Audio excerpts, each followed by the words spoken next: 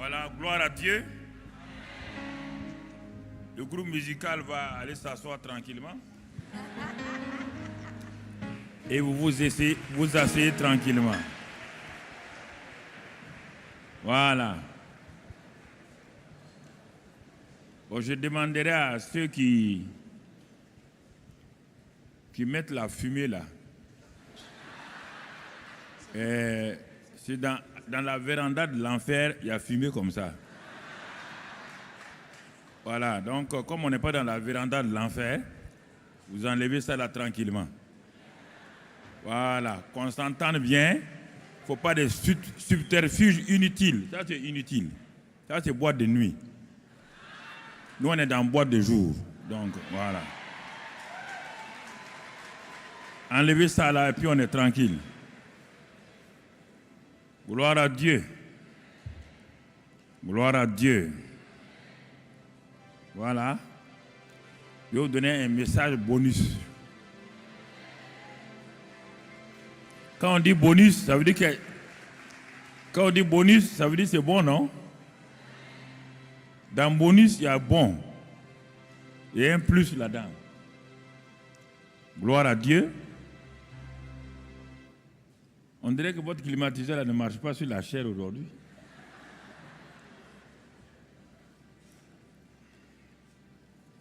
Merci Seigneur. Excellent Père de grâce, merci pour ce moment que nous passons dans ta présence. Nous te sommes reconnaissants maintenant pour ta grâce et ta fidélité. Sois béni et sois loué pour ce message que nous allons donner. Nous te sommes reconnaissants pour tous tes bienfaits, que toute la gloire, la louange et l'honneur soient à toi, Père, au nom de Jésus. Amen. Donc cet après-midi, c'est une joie pour moi de pouvoir partager l'excellente parole de la grâce de Dieu avec vous. Et nous allons voir spécialement un sujet, donc, comment prier avec la parole et le Saint-Esprit. Parce que c'est dans le domaine de la prière que les gens aiment la prière. Et c'est dans ce domaine que malheureusement beaucoup de gens sont frustrés. Si les chrétiens avaient des exaucements à leur prière régulièrement, ils seraient les gens les plus heureux sur terre. Quand tu vois un chrétien qui est frustré, un chrétien qui court à gauche, à droite, ne demande pas, ne pose pas de questions, c'est que ses prières ne sont pas exaucées. Alors quand les prières ne sont pas exaucées, soit on me dit, c'est l'église dans laquelle nous sommes qui ne sait pas prier, ou bien c'est notre pasteur qui n'a pas de puissance, ou bien, en tout cas, on cherche un moyen pour que nos prières soient exaucées. Et à cause de cela, nous courons à gauche, à droite, cherchant des solutions pour pouvoir vraiment échapper de cette étrange situation dans laquelle nous nous trouvons. Alors, cet après-midi, je voudrais tout juste, point par point, nous allons avoir une exhortation. Nous allons avoir ensuite un temps de prière et aussi un temps de proclamation que nous allons voir, et sur la base simplement que activons notre destinée en Christ. Écoutez-moi très bien. Je le dis, je le répète, quand souvent je parle de prière, les gens pensent que je ne veux pas compris. Je le dis et je le répète, nous avons la première tour de prière dans tout le monde francophone. Et nous venons de faire, il y a 2 ans, le centre d'adoration et de louange, le Mont Sion. Donc, nous avons tout un immeuble pour la prière, et un deuxième immeuble vient d'être fait pour l'adoration et la louange. Donc, si je n'aimais pas la prière, et si je ne connaissais pas l'importance de la prière, je ne vais pas aller mettre de l'argent dans des bâtiments où uniquement on prie et où uniquement on adore, on loue le Seigneur. C'est parce que j'ai vu l'importance de la prière. J'ai vu les résultats de la prière. Et je peux dire, quand je prie, mon taux d'exaucement de la prière dépasse les 60-80%. Or, beaucoup de chrétiens, les meilleurs sont à 40% de leur exaucement. Sur 100 sujets de prière, rares de chrétiens atteignent 40 prières exaucées. Parce qu'ils croient qu'il suffit de faire une liste, un catalogue, et de prier pour les différents points pour être exaucé. Non. Il y a des conditions pour qu'une prière soit exaucée. Donc, si on ne remplit pas ces conditions-là, il ne s'agit pas d'aller faire 21 jours de prière. Il ne s'agit pas d'aller faire, on peut aller faire 155 jours de prière et on sort frustré. Et on sort abattu. On sort découragé à tel point que les réunions de prière dans les églises locales sont les réunions les moins fréquentées par les chrétiens. Les concerts sont fréquentés par les chrétiens. Les prières de bénédiction que le pasteur fait, c'est fréquenté par les chrétiens. Mais lorsqu'on dit de venir prier, les gens répondent. Si c'est pour aller encore ressortir de la même manière, avec la même frustration, à quoi bon aller prier? Vous ne pouvez pas me dire le contraire, c'est ce que je constate dans l'Église de Christ. Alors, nous allons, par la grâce de Dieu, aller point par point pour voir. Et me voici dans ma salle de prière. Je vous transfère dans ma salle de prière. Je suis quelqu'un, je me mets dans le cas de quelqu'un qui se pose tant de questions. Quelqu'un qui a entendu les messages, les prédicateurs prêcher, que nous avons une destinée. Nous avons entendu les prédicateurs dire, Dieu va faire votre destinée, va accomplir votre destinée. Tout le monde dit Amen. Ça fait 1 an, 2 ans, j'entends ces phrases-là. Tout le monde me répète que Dieu a une destinée pour nous, que Dieu va nous élever, que Dieu va faire ceci ou cela. Mais moi, je ne vois rien dans ma vie. Ou à un moment donné, je me dis, ces gens-là sont des menteurs, ou c'est ma vie qui ne va pas du tout. Je commence à me culpabiliser. Je commence à dire, peut-être je n'ai pas la foi. Je commence à dire beaucoup de choses. Et comme dans la Bible, il y a un homme qui avait une grande destinée. Dieu l'a dit à sa mère avant que l'enfant ne naisse. Cet enfant-là s'appelle Jacob. Dieu avait dit à sa mère que les jumeaux qui sont dans ton sein, ces jumeaux-là, ce sont tes 2 enfants. Mais je vais te dire une chose, ces jumeaux-là, c'est 2 peuples, 2 nations qui sont dans ton sein. 2 peuples et 2 nations qui sont dans ton sein. Et le plus petit que tu vas voir sortir, le plus petit là, c'est lui qui sera le plus grand, et il est un homme que j'ai prévu pour les nations entières. Mais fais attention, maman Rebecca, parce que sûrement, tu risques d'avoir des idées bizarres sur cet enfant quand il va sortir, et tu risques de faire des erreurs. Et c'est ça que maman Rebecca a fait l'erreur. Quand il a vu Jacob sortir en seconde position, avec sa main sur le talon de son frère, cette bonne maman gentille, mais qui a ignoré la parole de Dieu, a ouvert sa bouche. Au lieu de dire, puisque Dieu dit que cet enfant sera la tête, au lieu de chercher un mot hébreu, tête, champion, vainqueur, prince, non, elle regarde la réalité qui est là au lieu de regarder la vérité de Dieu. Et dans cette réalité-là, l'enfant qui tenait le pied de son frère n'est qu'un simple escroc, un simple bandit, un simple usurpateur. Elle n'a pas cherché loin, elle a appelé Jacob. Le ciel dit, ce n'est pas possible.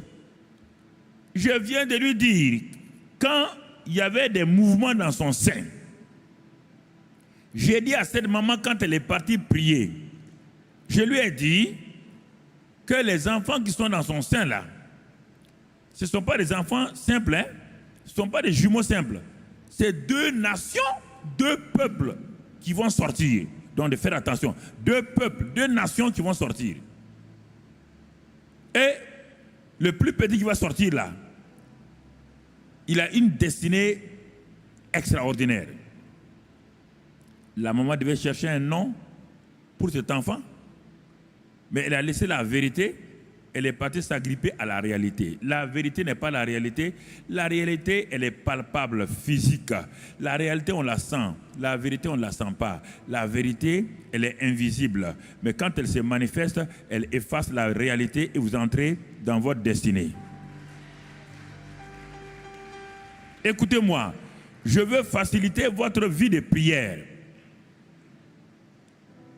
Je veux partout où je parcours dans le monde, les gens me posent la question, mais pasteur, mais pourquoi Dieu ne me répond pas? Qu'est-ce que j'ai fait à Dieu? Mais qu'est-ce qu'il faut faire? Les gens se posent la même question. On leur dit de venir prier.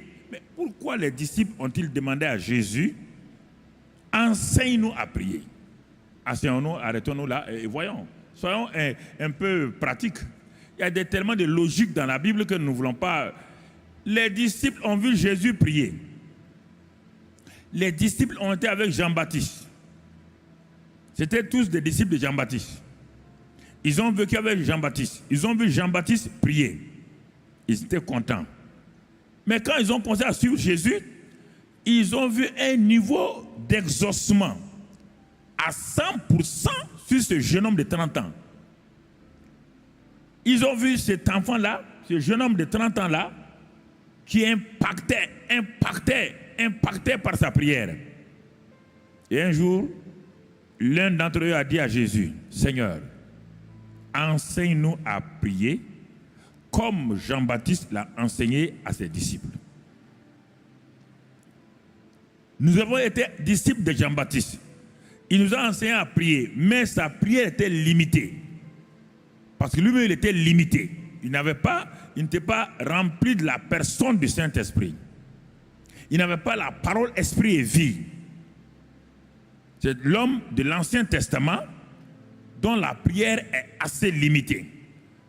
Toi, tu es l'homme qui vient du ciel, tu as été manifesté. Enseigne-nous à prier. On n'a pas dit apprends à nous à prier le Notre Père. Écoutez-moi, chrétiens. Ils n'ont pas dit apprends-nous à réciter une prière. Notre Père qui est aux cieux. Que ton nom soit... Non. Le problème, les gens ne comprennent pas le langage biblique. Quand vous ne comprenez pas, actuellement, il y a beaucoup de dictionnaires en grec et en hébreu. Il y a beaucoup de dictionnaires en grec et en hébreu. Surtout, je vous en supplie, n'allez pas prendre le petit Robert et le petit Larousse pour lire la Bible. Vous allez être à côté de la plaque. Il y a des dictionnaires avec le langage. Enseigne-nous à prier. Enseigne-nous. On n'a pas dit dis-nous comment réciter notre prière.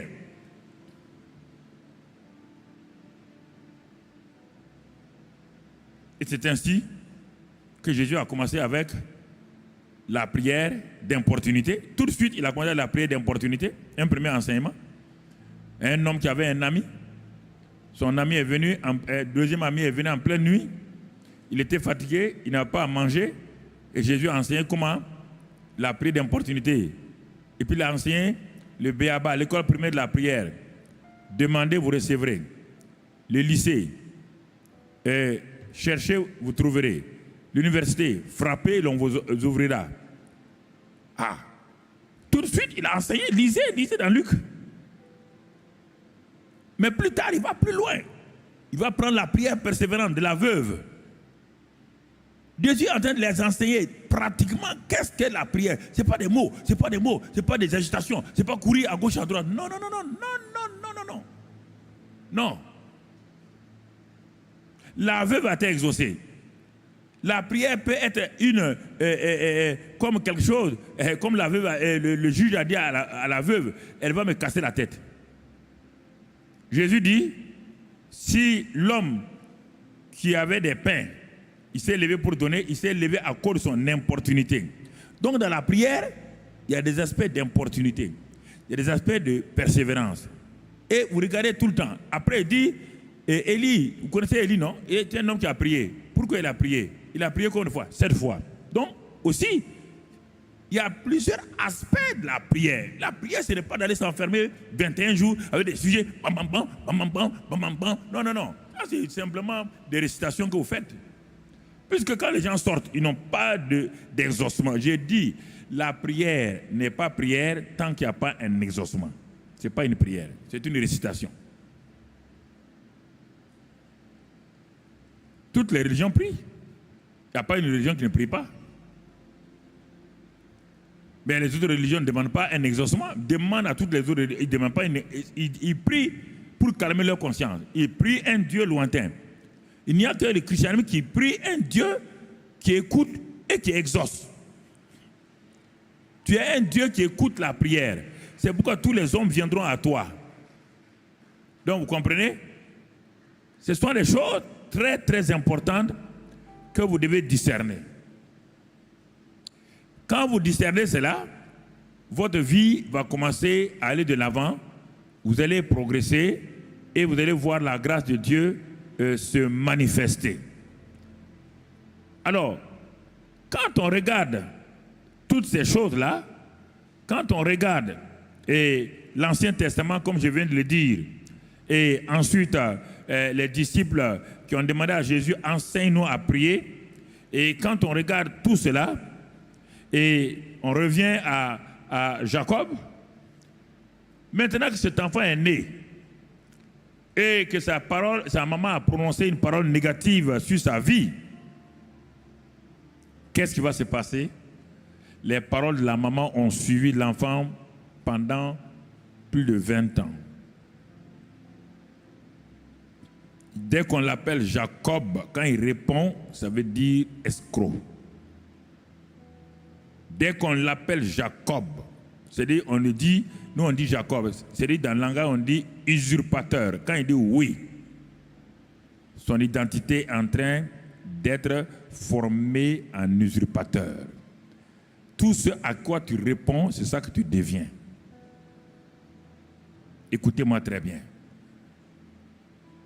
C'est pourquoi un autre jeune homme qui s'appelle Jabet, sa mère lui a donné ce nom mauvais, méchant. Quand son père l'appelait Jabet, quand il disait oui, son identité se formait autour de ça jusqu'à ce qu'il se révolte et qu'il fasse une prière extraordinaire. Regardez la prière de Jabet. Elle est courte, mais elle est précise. Regardez comment Dieu l'a exaucé, Dieu l'a sorti de cette situation. La prière, ce n'est pas, frère, ce n'est pas des efforts qu'on fait. C'est une relation entre un homme de la terre et le Dieu du ciel à travers le Saint-Esprit.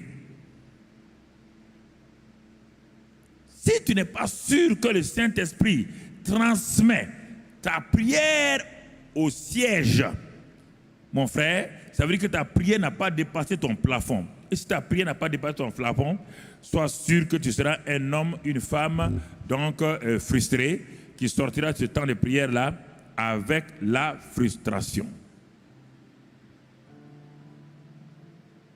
Avec la frustration. Et dans nos églises, on convoque les gens pour la prière, c'est bien. On ne demande pas de convoquer. On demande d'enseigner la prière. Il faut d'abord enseigner la prière. Et ensuite, les gens vont prier.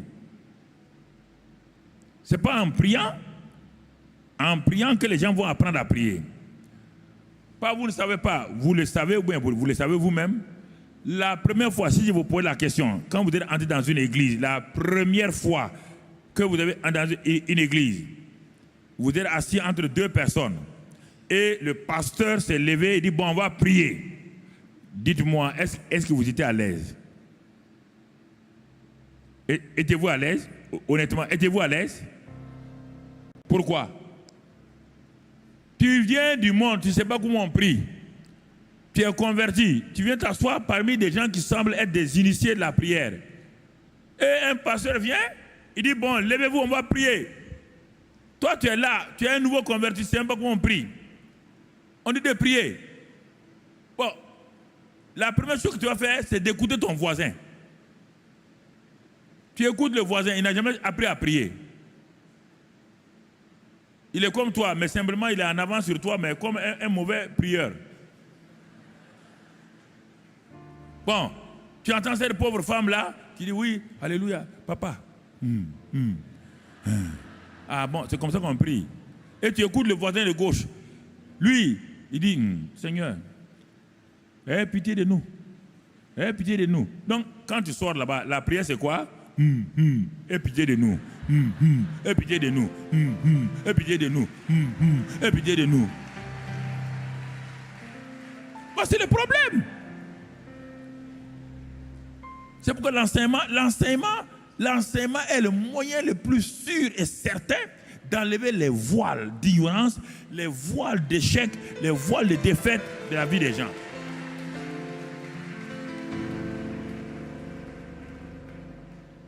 Je comprends parce que ce soit en France, que ce soit partout où je suis allé, les gens viennent me demander toujours, mais pourquoi nos prières ne sont pas exaucées? Et je suis obligé de prendre du temps, et c'est pourquoi chaque année,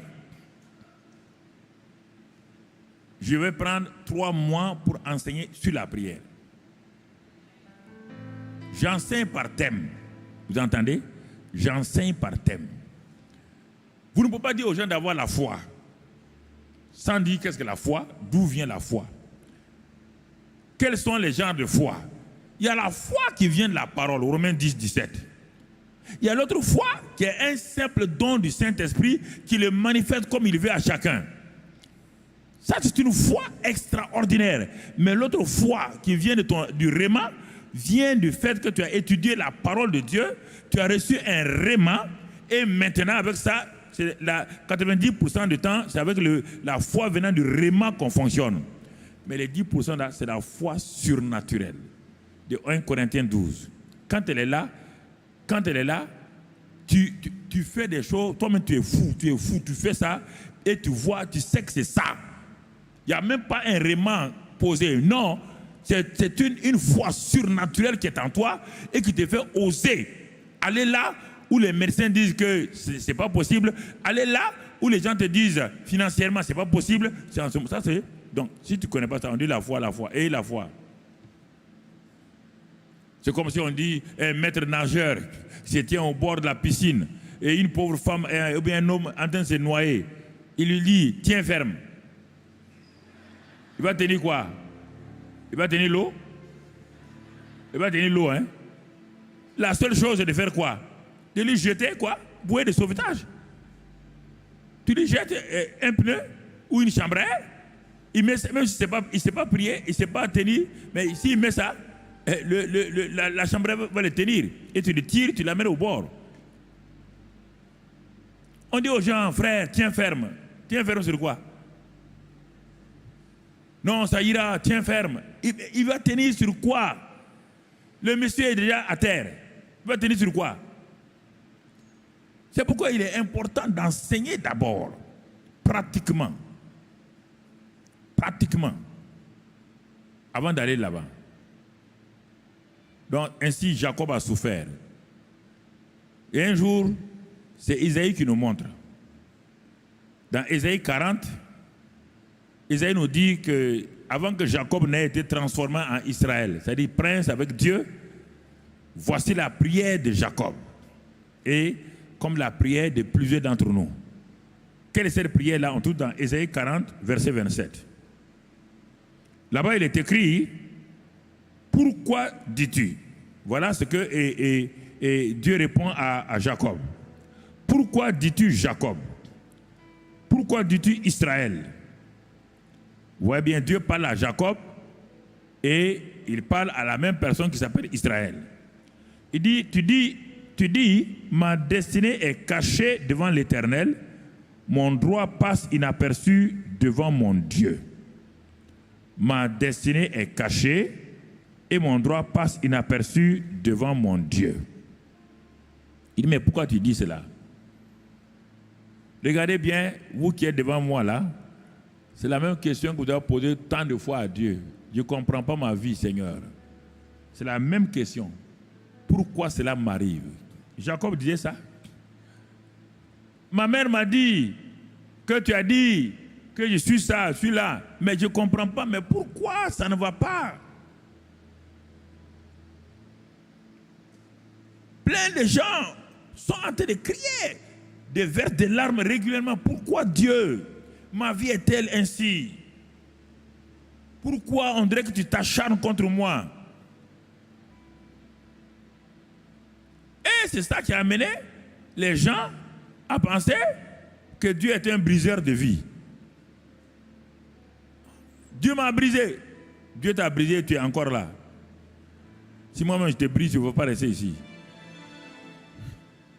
Vous prenez des mots, je sais d'où vous prenez ces mots-là, je peux vous les dire, tous ces mots brisés, vous avez entendu. Mais Dieu, quand il parle à David, il dit, mais ce qu'il veut là, c'est un cœur brisé. Un cœur brisé, ça veut dire quoi? Il n'a pas dit que lui, il a brisé le cœur de David. Un cœur qui n'a plus confiance en lui-même. Un cœur qui s'abandonne à Dieu. Un cœur qui dit, Seigneur, je n'ai rien d'autre que toi.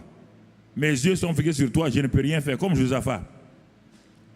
C'est de ça qu'on parle. On n'a pas dit que Dieu brise-moi. Toi, tu vas dire à Dieu de te briser. Pourquoi il va te briser? Tu es qui va te briser? Et pourquoi? Quel est le but quand il te brise là? Qu'est-ce qu'il cherche? Quand Dieu te brise là, quel est le but? Dis-moi. Viens prendre un micro et dis-moi, Dieu m'a brisé parce que Dieu veut que je sois saint. Est-ce que Dieu brise quelqu'un? La sanctification vient de l'œuvre de Christ. Hébreux 10. Par l'offrande du corps de Christ, il nous a sanctifiés une fois pour toutes. 1. La sanctification vient deuxièmement, Jean 17. Ta parole sanctifie-moi et ta parole sanctifie les gens. C'est fini. Dieu ne brise pas quelqu'un pour être sanctifié. La sanctification, il l'a fait à la croix de Calvaire. Par la parole de Dieu, tu es sanctifié et tu vis dans la sanctification. Christ est venu pourquoi? Il est venu prendre tes péchés. Il n'est pas venu pour briser les gens. On dit qu'il a été brisé. C'est lui qui a été brisé. Il a été brisé pour mes iniquités. Pourquoi tu peux pas mettre ça sur toi? C'est Christ qui a été brisé. Le manque de la connaissance de Dieu est terrible pour les chrétiens. Quand je les entends, ils se détruisent eux-mêmes par leurs paroles. On ne comprend pas. Si tu es éprouvé, d'accord, éprouvé n'est pas brisé. Dieu éprouve les gens, oui. Voilà, ça c'est différent, c'est pas brisé. Pas mettre un mot à la place d'autres mots. Il éprouve les gens. Ça c'est dans la Bible partout. Donc vous voyez ici là. Donc on voit dans ce passage d'Ésaïe là, les cris de Jacob. Où est ma destinée? Seigneur, où est mon futur? C'est ça que ça veut dire. Combien de jeunes filles ici, des jeunes gens, crient chaque jour, Seigneur, où est ma destinée? Où est mon futur? Votre prière, c'est ça tous les jours. Et les chants chrétiens sont remplis de ces mots-là. Dieu nous a donné une destinée, Dieu nous a donné un futur, Dieu nous a donné... Les chants sont remplis, mais quand on regarde, on ne voit pas de réalité, on ne voit pas d'exaucement. Donc les gens se contentent tout le temps des chants qu'ils chantent pour se satisfaire, pour s'apaiser, apaiser leur cœur.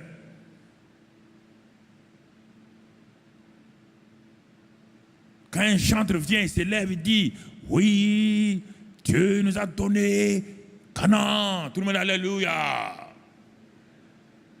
Quand ils sortent, où est Canaan? Où est Canaan?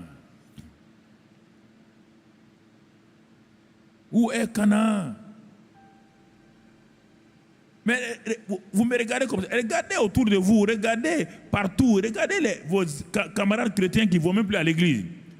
Quand vous les appelez, ils disent non, eux ils ne vont plus à l'église, ils sont déçus. Pourquoi? Parce que non exaucement de prière. Et quand il vous regarde vous-même qui voulez témoigner là, il voit que vous n'avez pas une vie d'exaucement de prière. Il se dit, mais si toi-même tu n'as pas d'exaucement, on connaît ta vie, tu veux nous amener pour te suivre là-bas? Donc, c'est pourquoi, frères et sœurs, j'ai voulu m'arrêter parce que les 2 ou 3 messages que j'ai donnés, ça suffit largement pour le thème. Mais j'ai voulu m'arrêter cet après-midi-là pour qu'on partage concernant les cris, Seigneur, où est ma destinée, où est mon futur? Maintenant, comment, à travers la parole et la connexion du Saint-Esprit, je peux avancer personnellement, moi-même, sans que je sois dirigé par un pasteur ou pas.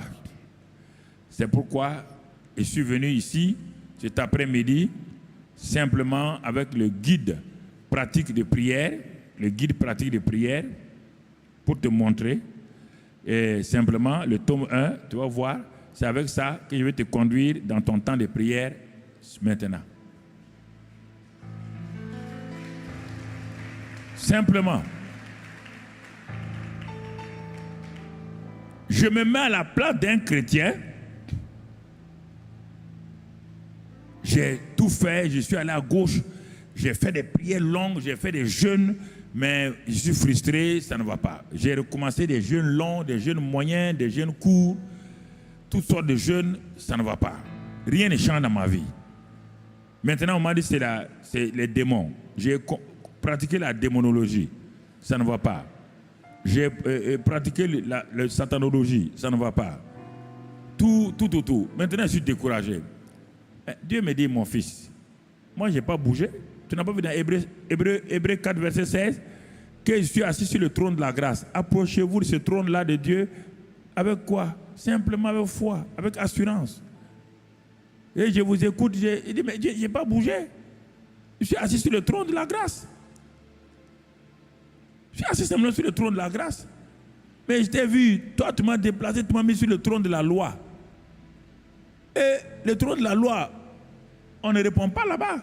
On vérifie si tu es bon, tu n'es pas bon. Si tu n'es pas bon, on te châtie. Mais le trône de la grâce, c'est différent. Quand tu t'approches de moi, tu ne me vois pas comme un Dieu de grâce.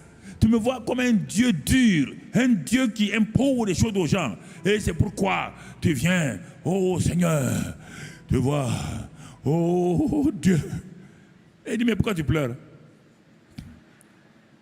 Mais pourquoi tu pleures? Est-ce que qui est assis sur le trône, c'est Satan ou c'est Dieu? N'as-tu pas lu dans Matthieu 6, mon fils te dire, entre dans le lieu secret, là où il y a ton père qui voit, qui te le rend. Il dit, ton père est là, il voit dans le lieu secret.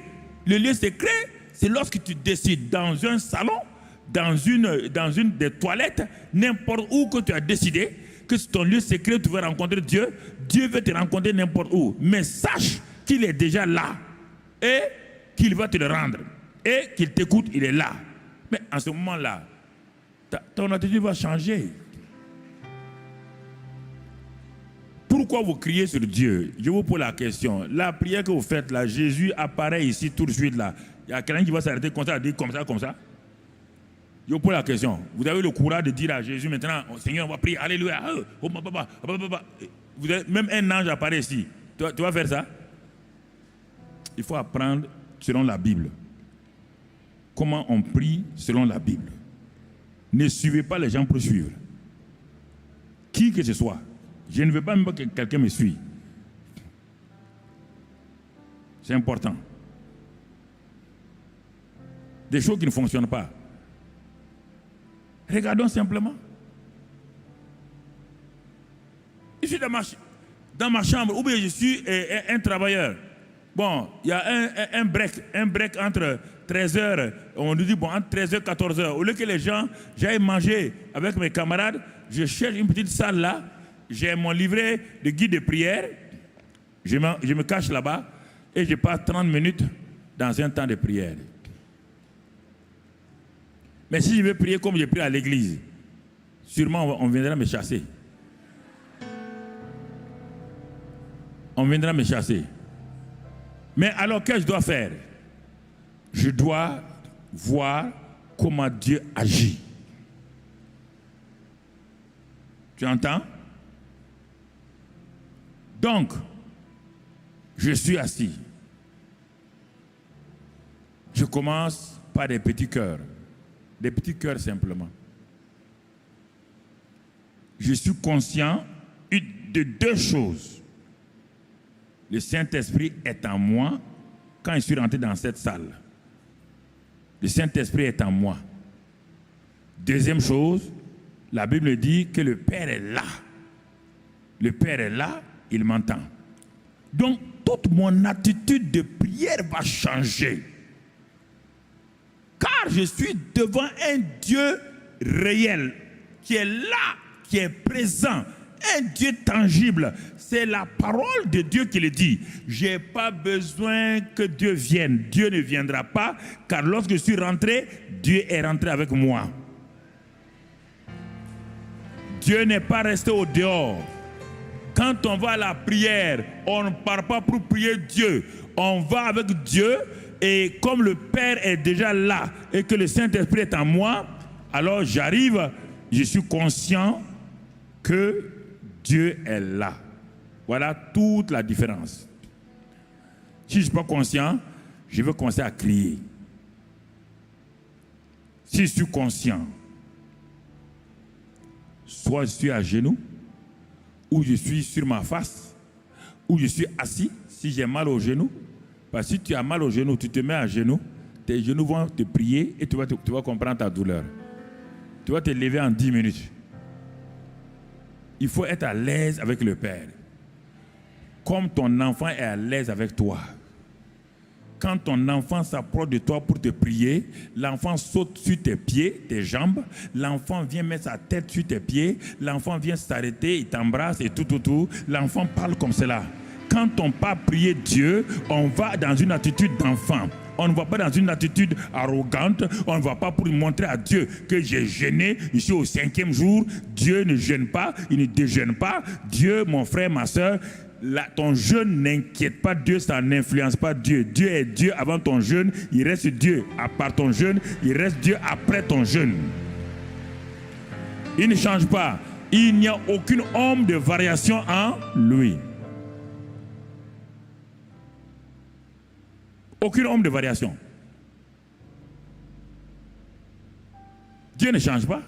On dit le Père est là. Matthieu 6:6. Le Saint-Esprit est en toi et tu vas dans la présence du Père.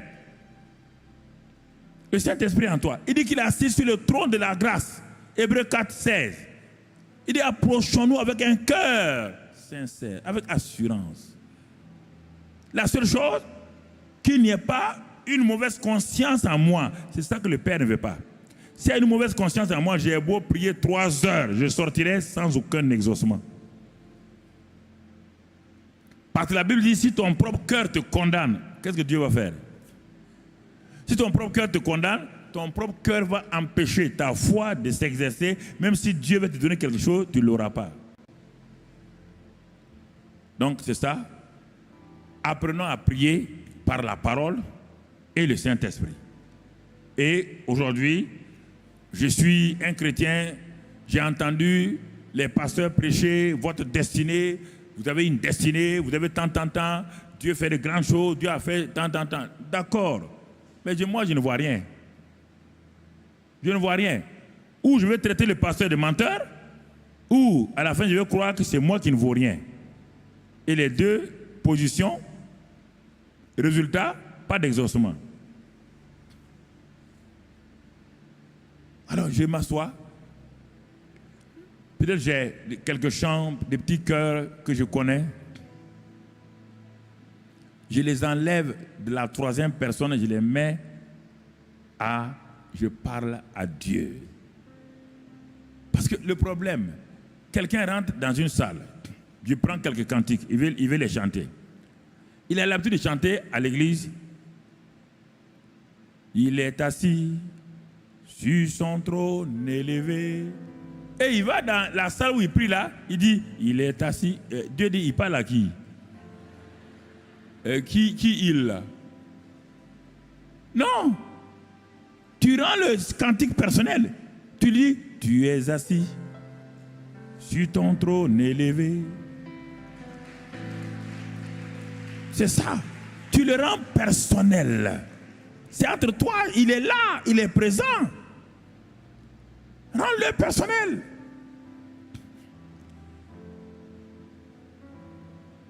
Il est Dieu. Non, non, non, il n'est pas Dieu. Tu es Dieu. Et ton trône est... Tu mets ça. Toi-même, tu appliques tes propres mots. Nous avons l'habitude de chanter. Par exemple, où nous chantons Dieu m'a tout donné. Hey, ouais, ça, on est ensemble, on chante ça. Hein? Mais tu es là dans la présence du Père. Tu dis, oh Père, tu m'as tout donné. Tu m'as tout donné. Car tu es fidèle. Oh Père, tu m'as tout donné. Tu m'as tout donné. Car tu es fidèle. Jésus, tu m'as tout donné. Tu m'as tout donné. Car tu es fidèle. Jésus, tu m'as tout donné. Tu m'as tout donné, car tu es fidèle. Commence à le louer, c'est entre toi et lui. Tu n'es pas dans une assemblée, tu entres avec ton papa. Parle-lui, sois content. Dis-lui que tu l'apprécies. Il n'y a point de Dieu comme toi. Il n'y a point de Dieu comme toi.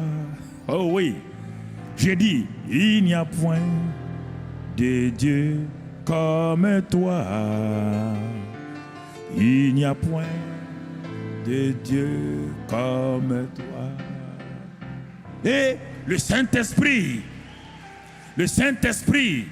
tu vois déjà qu'en toi, il est en mouvement.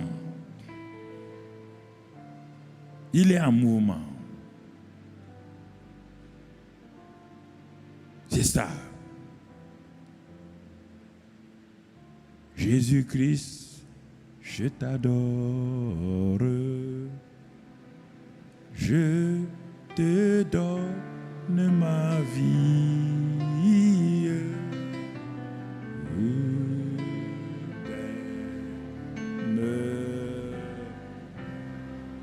Saint-Esprit, je t'adore.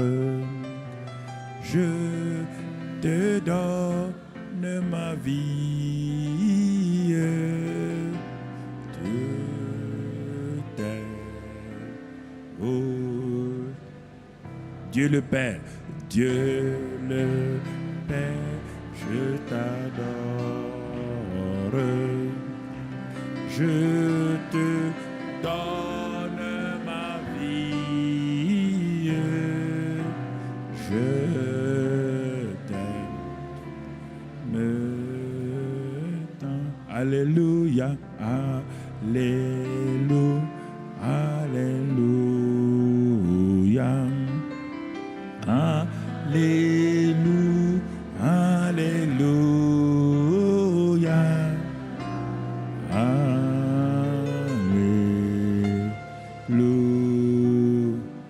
Maranatha, Maranatha, Maranatha, Maranatha, Maranatha, Maranatha,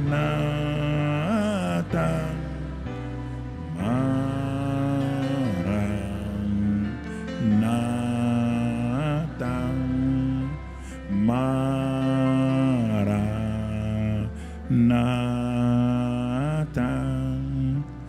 Maranatha.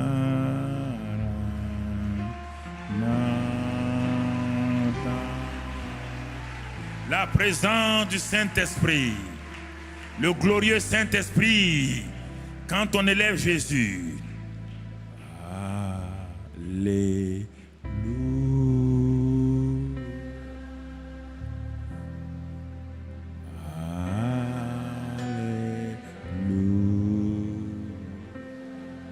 Alléluia. Alléluia.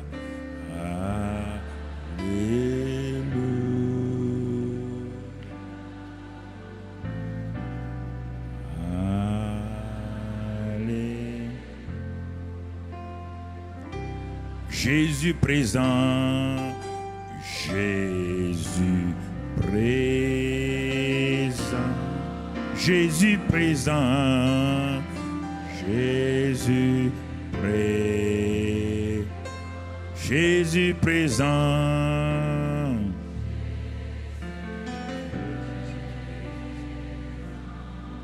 Tu es présent.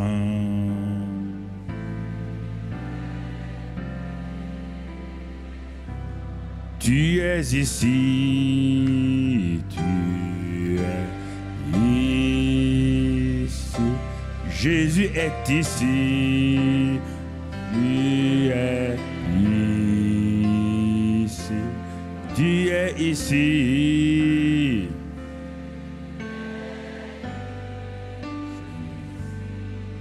Tu es ici.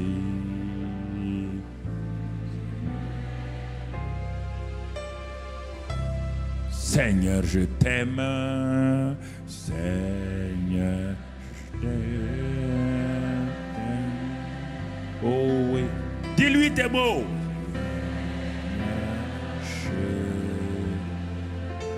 Je t'adore.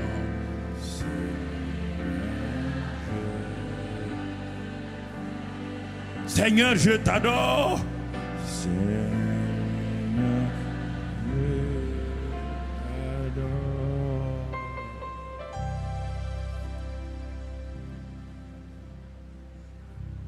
Indoro andabras kondaraida, iroko andoro kibaba bas kondoro yamba barenda. O yakaraba kandos kuri andabraba bandos kuri de kedaba kandos kuri de kabando. Iroko bokoro indakri koroto koma mamangoro skin la raida. Ria koroskin da brohon mankandara ta koroskondo blarianda. Rita kababa kondos kuri andabraidos kuri da lainda. Oh, Gio kondos kuri akabando koros kuri kanda barahando yanda. Angoro yanda yudo yan babarai kondor skinda braida. Oh, kiri kandor kindimbro korboro da kendolo yanda brait koro yanda. Ongoros kondoro yanda yando mongondos kuri yanda braida. Lokoro kondobos kuri yanda braba andoro tokore kende brogo bokoros kondo branda braido kondos kuri yanda. Mangara bokoros kuri yanda braidos kuri yanda braida. Oh, iya koro kondos kuri yanda barona baina. Rakaba ondos koria da brakando los korianda braida. Roko bokoros kondo braba bahanda koros kondi branda. Roko boroko do boko kondos kurita braba kanda kraba koros kondo brianda. Rata karaba kondos korianda braba hondos korina. Ro kiribi kandolo da graba kandolo inda bran. Rababa ondos korianda brado koros kondo brianda braina. Roko bokoros kondo briamba barada koros kondo ke bagandos kurina makaraba kondos kurinda braida handa reinda. Roko bokoro kombo korobos koriganda braba koros konda brainda. Rabaka bokoro toko vikanda brata koros konda branda. Oh,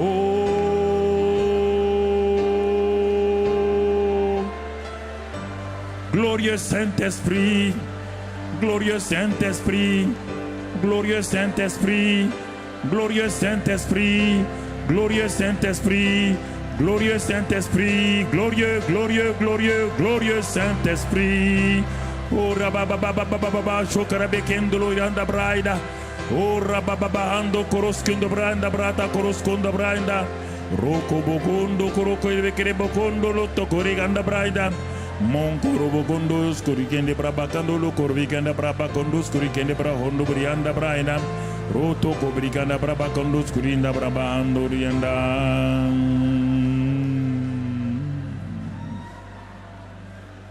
Oh, Alléluia. Jesus. Jesus. Jesus. Jesus. Jesus.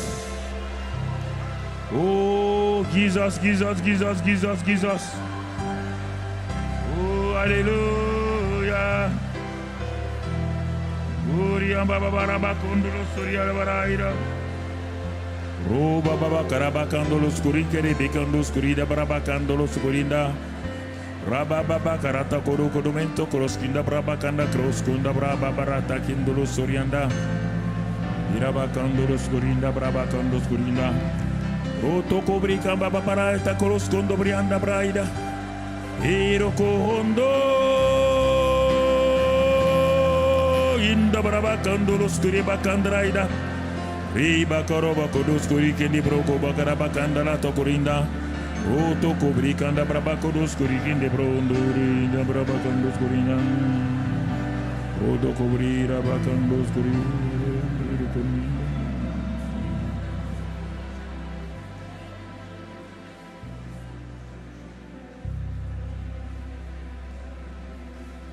Alléluia.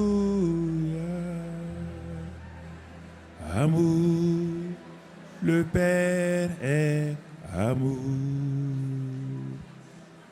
Amour, le Fils est amour. Amour, l'Esprit Saint est amour. Amour, le Père est amour.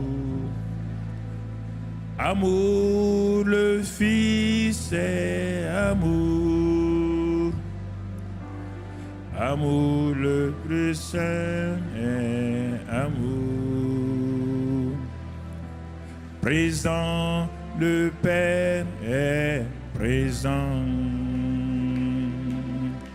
Présent, le Fils est présent.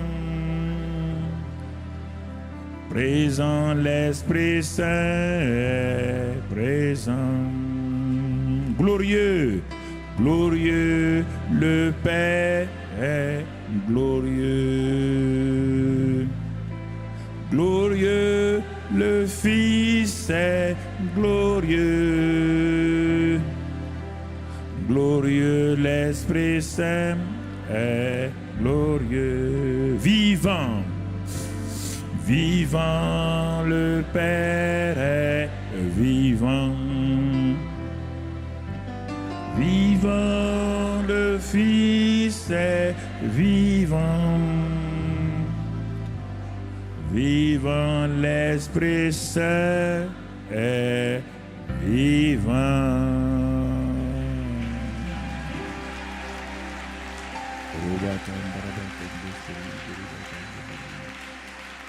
Alléluia.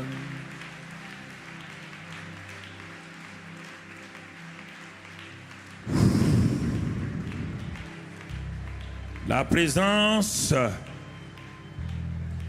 du Saint-Esprit commence à remplir ma chambre de prière. Toutes ces choses, ces frustrations que j'ai amenées dans cette salle de prière sont en train de partir. L'atmosphère est en train de changer. Mes pensées négatives sont en train de partir. Oh, je commence à réaliser que le Père est réel, que son amour est réel. Alors, j'ai une assurance, je vais avancer dans ma prière. Assoyons-nous quelques minutes. Je suis dans ma salle de prière. J'ai mon livre Guide pratique de prière. Je suis à la page où on est dit « Activons notre destinée en Christ ». C'est ça mon problème. J'ai entendu, on active. Tout le monde parle de destinée. Moi, je ne vois pas de destinée. Je ne fais que tourner en rond, tourner en rond, tourner en rond. On me parle de destinée. Mais pourquoi? Parce qu'on dit activer. La destinée est là, on dit de l'activer. Ah. Seigneur, qu'est-ce que tu nous dis? Oh Dieu, je te remercie. Car la Bible dit dans Éphésiens 1, 3 à 6, nous connaissons ce passage-là, Éphésiens 1, 3, que nous avons été bénis de toute bénédiction dans les lieux célestes en Christ. Ah, je suis un homme béni, je suis une femme bénie. Pourquoi? Parce que Romains 8, 17 me dit que nous sommes héritiers et co-héritiers avec Christ. Nous sommes déjà. Je n'ai pas besoin de chercher à être héritier. Si nous sommes enfants de Dieu, si nous sommes nés de nouveau, Dieu dit clairement, nous sommes héritiers et co-héritiers. Alors, écoutez-moi. Je suis en train de prier. Ah, Seigneur, oh, ta Bible dit que je suis co-héritier. Mais Dieu me dit, c'est très bien mon fils. Tu es co-héritier, héritier. Il t'a donné que tu es déjà béni de toute bénédiction. Mais l'héritage existe. Comme tout père, il a écrit son testament, l'héritage existe. Il a déjà donné à chaque enfant, il a donné soit une maison ici, une villa là, tout est déjà là. Chaque enfant a sa part. Mais pour les hommes, pour que l'héritage soit transféré, il faut la mort du père, du testateur. Mais notre testateur est déjà mort et ressuscité. Donc, nous devons savoir maintenant comment activer et entrer dans ce que Dieu a donné. Du côté de Dieu, on appelle ça les desseins de Dieu. Du côté des hommes, on appelle ça la destinée. Il y a deux mots différents, complémentaires. Si vous ne comprenez pas, c'est un problème. Du côté de Dieu, on ne dit pas destinée, on dit les desseins de Dieu. Mais quand c'est du côté de l'homme, c'est la destinée de l'homme. Dieu n'a pas de destinée. Dieu a des desseins qui s'accomplissent en destinée pour l'homme. Donc, vous comprenez? Dieu vient de me montrer ses desseins sous forme de destinée. Je suis héritier, co-héritier, je suis béni de toute bénédiction. Parce que je suis un enfant de Dieu. Mais alors pourquoi, papa, je suis héritier, mais pourquoi malgré tout ça là, je suis obligé de mentir pour être béni, d'aller tromper les gens? Pourquoi? Mais Dieu dit, c'est pas ma faute. Ce n'est pas ma faute. Tu as été enseigné. Mais enseigné sur quoi? On nous a dit que bonne destinée, d'accord. Mais on t'a enseigné comment prendre possession. Il dit, mais tu n'as pas vu dans la Bible, non? Quand j'ai dit à Abraham, Abraham, t'ai donné une destinée, mais pas ici, là. Il t'ai destiné là où tu dois aller. Ta destinée n'est pas ici. C'est là-bas où, le lieu où tu vas arriver là, c'est là-bas ta destinée. Si Abraham était resté prier, jeûner, il va entrer là-dedans? Je vous pose la question, répondez-moi. Hein? Vous aimez jeûner, prier là, quand je disais, vous croyez que je suis contre vous. Si Abraham était resté là où il était, prier, jeûner, ça va s'accomplir? Première chose, qu'est-ce qu'il a fait? Il a dit écrit dans Genèse 12 que Abraham partit comme l'Éternel le lui avait dit. Il est parti comme l'Éternel le lui avait dit. Dieu dit à Josué, autre élément, il dit à Josué, regarde la terre promise. Et je vous parle parce qu'il faut bien m'écouter. Même les pasteurs n'entrent pas dans leur destinée de ministère. Les pasteurs, beaucoup de pasteurs sont à la limite de leur... Écoutez, beaucoup de pasteurs sont devant le Jourdain. Ils ne sont pas encore dans la terre promise. Ils sont pas dans la terre promise. Ils sentent les odeurs. Ils sont comme Josué. Ils sont rentrés. Dieu leur a permis de voir un peu le Jourdain, la terre promise pendant 40 jours. Ils ont vu ça. Maintenant, pour prendre possession de la terre promise, c'est différent. Écoutez-moi, pasteur. Quelle que soit votre grandeur, hein, votre problème, Dieu vous a permis d'entrer dans la terre promise pendant 40 jours comme espion.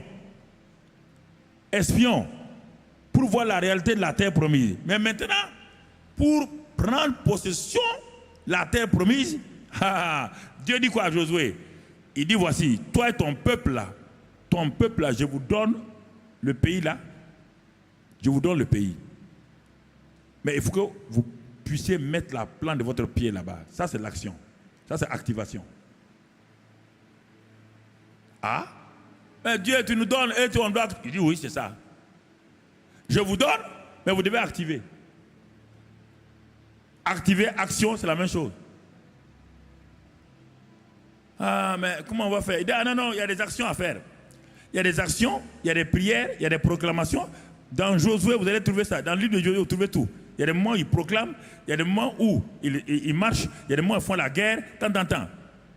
C'est un ensemble de choses. Pour prendre possession de sa destinée, il y a un ensemble de choses. Je n'ai pas le temps de vous développer. Ce sont des messages qu'on doit avoir si on veut aller de l'avant. Beaucoup de gens sont appelés dans le ministère, mais dans un ministère pastoral avec 200 membres, 300 membres, ils croient que c'est... Non, ce n'est pas le nombre des gens d'une église locale qui compte. Ce n'est pas ça ta destinée. Ta destinée est plus grande que ça.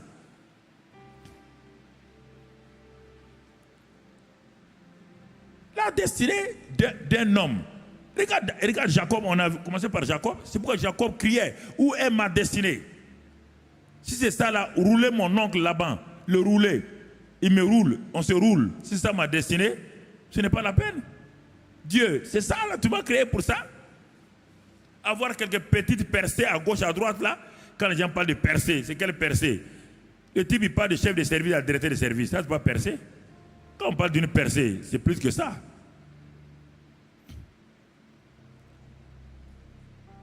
Vous comprenez? C'est ça le drame chez les chrétiens. Ils sont rentrés, ils ont vu Canaan. Dieu leur a permis de voir le lieu de la promesse. Mais ils n'ont pas pris position. Quand ils sont allés dans le lieu de la promesse, le lieu de la promesse était occupé par des Cananéens et avec des géants. C'est ce qui a fait même qu'il y a 10 qui ont complètement démissionné. Qui ont dit c'est pas possible, on ne peut pas prendre notre promesse là. Dieu ment. Dieu ment. Je vous dis, Dieu ment. C'est ça qui les a tués au désert. Toute destinée que Dieu vous a donnée, vous devez, mon frère, ma soeur. C'est ça que je vais. Ce soir là, on est en train d'aller doucement.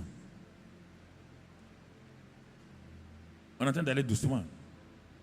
Je suis dans ma chambre. Je suis en train de prier. Seigneur, je suis fatigué. J'ai dit beaucoup de choses. On m'a dit destinée, rien ne se passe. Dieu dit allons d'abord, étudions ensemble. Il ne faut pas aller prier sans avoir étudié. C'est là où on est en train d'étudier. On n'est pas arrivé à la prière. On n'est pas arrivé à la prière. Quelqu'un qui vient du service, on dit on va prier. Il vient du service avec beaucoup d'idées en tête. Il est au service, il a eu tellement de problèmes. Il vient tomber dans une réunion de prière. Oh, il se met là-dedans. Vous croyez que ça va marcher? Vous jouez avec vous-même. Le gars est découragé, il vient de la maison découragé. Il vient vous trouver en train de prier. Vous dites maintenant, levez-nous, on va prier, on va prier. Et tu n'as pas enseigné pour calmer le cœur des gens. Il est dans une tempête. Il va prier quoi? Il va répéter des choses. Il va répéter des choses. Autre élément. Dans 1 Pierre 2, verset 9-10. Dieu dit, vous êtes une race élue, un sacerdoce royal, une nation sainte, un peuple acquis. Ah, voici tout ce que je suis en train d'étudier pour que ma foi soit bâtie. Dieu m'a déjà béni de toutes les bénédictions. Ah bon? Mais je ne vois pas ça. Et Dieu me dit que je suis héritier et co-héritier, mais je ne vois pas en quoi consiste mon héritage. Et Dieu vient ajouter que je fais partie d'un peuple saint, un sacerdoce royal, je suis parmi les rois. Et moi j'en fais des slogans, nous sommes des rois, nous sommes des rois. Non, ça ne marchera pas. Ça ne marche. Si Josué s'était arrêté, nous sommes les possesseurs de Canaan, ça ne marchera pas. Arrêtez de faire des choses qui ne marchent pas. Les gens sont frustrés. Dans une église de 100 personnes, il y a 10 personnes qui ont reçu, il y a 90 qui sont en train de tourner. Personne ne voit ça. Personne ne voit la souffrance de 90 personnes dans l'échec. On ne voit que la victoire des 10 personnes dans la victoire. Ça, pasteur, si vous ne faites pas attention, c'est pourquoi les gens, à un moment donné, ils s'en vont. Personne ne peut manger de miel et puis aller manger du fiel quelque part. Personne. Un pasteur descend au plus bas niveau de son peuple, pas au plus haut niveau. Un maître, un professeur qui va avoir du succès, au baccalauréat descend au niveau du plus faible en philo, du plus faible en mathématiques. Quand il a saisi ces des plus faibles là, quand ils ont bien compris, il aura non seulement un taux de succès réel, mais il aura des mentions très bien dans son église, parce que ceux qui étaient déjà moyens vont devenir bons, ceux qui étaient bons vont devenir excellents, et ceux qui étaient médiocres vont passer à être passables.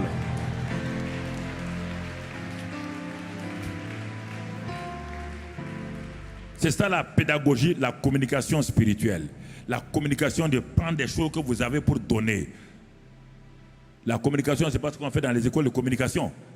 Donner des choses que le gars ne maîtrise pas. La communication, c'est un transfert de connaissances établies, donc expérimentées, que vous avez vécu, que vous transférez à l'autre. Et quand vous transférez, vous lui dites comment le how, comment faire. C'est important que nous comprenions ces choses-là. C'est pourquoi dans les églises, les pasteurs sont dans la dépression. Ils sont en train de lutter. Si tu vois un pasteur, il est en train de gêner. Beaucoup, je sais qu'il est dans la lutte. Un pasteur qui gêne beaucoup, il est dans la lutte. Il ne faut pas me contredire. Je suis en avance sur toi. J'ai fait ça et je vois des gens faire ça. On ne vit pas de jeûne et prière. Jeûne et prière, ce sont des exceptions. Si tu crois, je vais te prendre tous les gens de l'Ancien Testament jusqu'au Nouveau Testament. Quand il devait démarrer, Jésus a jeûné. Quand Moïse devait démarrer, il a jeûné. Quand Élie devait démarrer, il a jeûné. Mais ils ne passaient pas leur temps à jeûner. Non. Parce qu'ils n'avaient pas le Saint-Esprit en eux. Nous avons le Saint-Esprit en nous. Sache entretenir le Saint-Esprit régulièrement. Entretiens-le. Entretiens-le simplement. S'il est content, pas besoin d'aller jeûner. Quand tu jeûnes là, ça veut dire que ta foi a baissé. Le jeûne, c'est toujours ça. Ce n'est pas pour Dieu. Le jeûne n'influence pas Dieu. Écoutez-moi. Que vous soyez content ou pas. Pasteur Yves, même si tu n'es pas content, j'ai dit. Il ne faut pas discuter avec moi. Hein? Et regarde bien, quand tu pars gêner, comment tu es découragé. Regarde bien, quand tu pars gêner là. Un homme qui est heureux. Tu as déjà vu un homme qui est heureux, qui mange bien et qui va gêner? La plupart de quand les gens s'en vont gêner, ça ne marche pas. C'est un vaincu qui s'en va gêner. Écoute, quand je jeûne, écoute-moi, ma relation avec Dieu n'est plus bonne. Le péché secret a commencé à troubler ma relation avec Dieu. Je mets du temps à part. Ce n'est pas pour faire corrompre Dieu. C'est pour arranger ma relation avec Dieu. Pour que les fleuves d'eau vive continuent à couler. Parce que si le robinet est fermé, le jeûne et la prière vont me permettre de déboucher le robinet.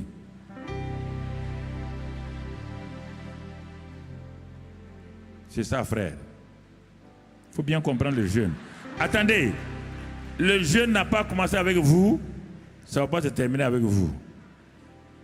Il y a plein de livres de jeûne comme ça dans le monde là. Il y en a tout.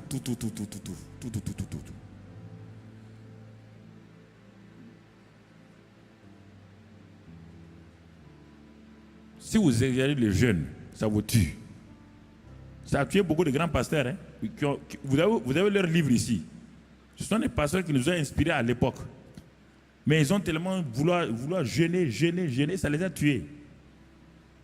Même leurs chrétiens leur ont dit, hey, pasteur, papa, ça ne va pas, il faut arrêter les jeûnes. Non, on va jeûner. Il veut percer. Il veut percer plus que. Moïse n'a pas jeûné. Va lire dans Exode. Il est dit que Moïse est monté sur la montagne, jeûner 40 jours sans boire, sans manger. Alors, si tu dis que tu es un champion de la prière, va jeûner 40 jours sans manger, sans boire.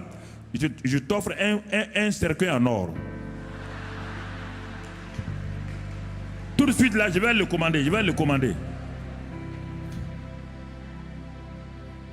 le commander le cercueil en or là, posé. Parce que je sais que tu ne vas pas finir. Le jeûne de Jésus et le jeûne de Moïse, ce n'étaient pas des jeûnes.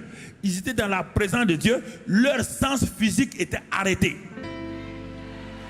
C'est un jeûne surnaturel.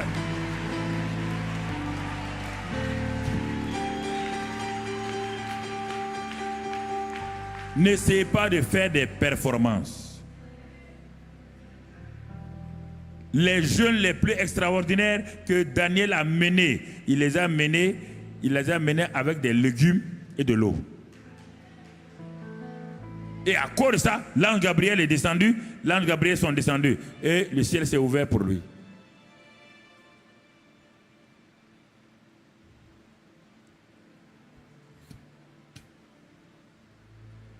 Je n'ai pas dit de jeûner, il faut bien savoir jeûner. Voilà. Ne jeûnez pas pour que Dieu vous donne quelque chose. Dieu vous a déjà tout donné. Il vous manque la foi. Si vous manque la foi, c'est ça que la vérité. La foi ne remplace pas le jeûne ne remplace pas la foi. On prend les choses par la foi, pas par le jeûne. Hein. Dieu vous a déjà béni en Christ. Il vous a béni en Christ. Sans que vous n'ayez rien fait, parce que vous avez cru en Jésus.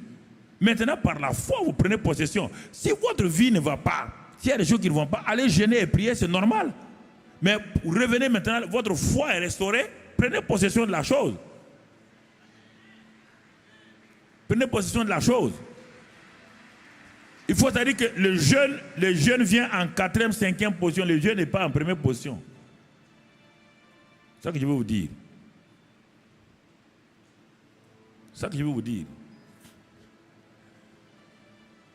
C'est important que vous compreniez.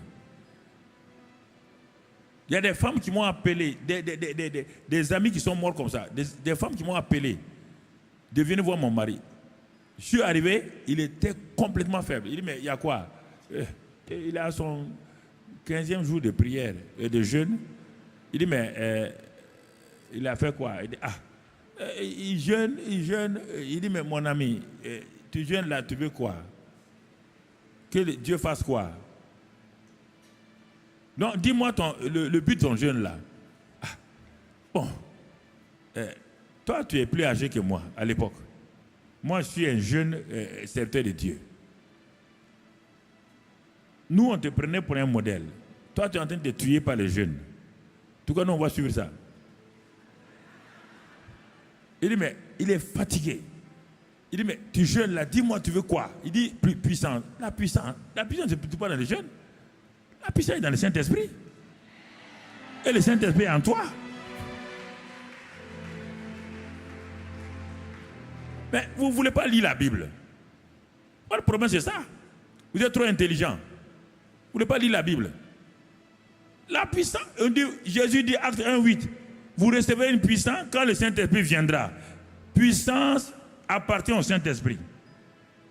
Il a dit à Marie, quand le Saint-Esprit viendra, l'homme du Tout-Puissant te couvrira et tu verras. Partout on te dit, quand le Saint-Esprit vient, la puissance vient. On n'a pas de le jeu de la prière. La puissance est liée à la personne du Saint-Esprit. Ah donc vous voulez avoir une puissance sans le Saint-Esprit. Et c'est le jeûne. Et qu'est-ce que le Saint-Esprit fait chez vous? Il est venu faire quoi chez vous? Dites-moi, il est venu faire quoi chez vous?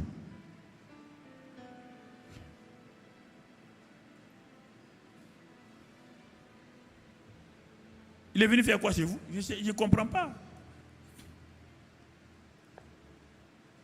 Des bons pasteurs, ils sont morts comme ça. Jeunes. Donc, vous allez dire que les jeunes les a tués? Vous allez dire que Dieu les a tués? Non, Dieu ne les a pas tués, c'est leur ignorance qui les a tués.